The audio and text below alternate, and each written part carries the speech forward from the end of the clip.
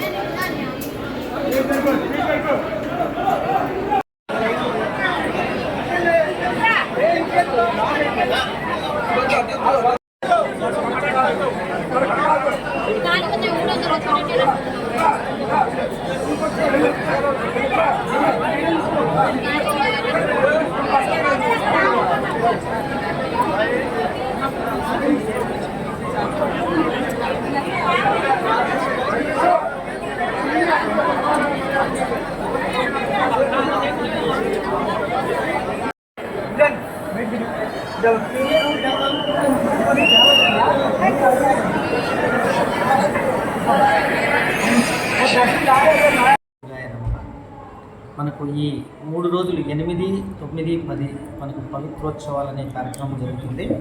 ముఖ్యంగా ఈరోజు శ్రీ వరలక్ష్మి దేవి అవతారంలో అమ్మవారు మనందరికీ కూడా దర్శనం ఇవ్వడం జరిగింది.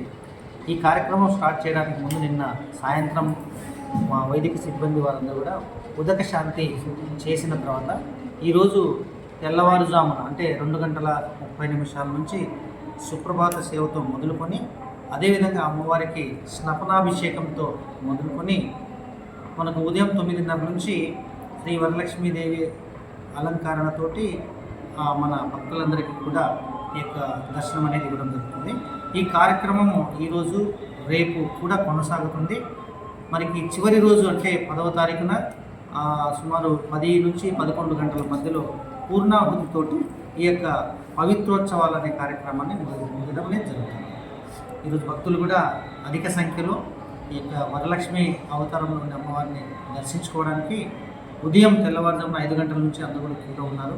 వారందరికీ కూడా ఎటువంటి అసౌకర్యం కలగకుండా అన్ని ఏర్పాట్లు చేయడం జరిగింది. ఇది ఇలాగే కొనసాగితే 500 కానీ 200, 300 కానీ 100 కానీ ఏ టికెట్ తీసుకోకుండా భక్తులందరికీ త్వరితగతిన అమ్మవారి దర్శనం కల్పించే ఏర్పాట్లు కూడా చేయడం అనేది జరిగింది.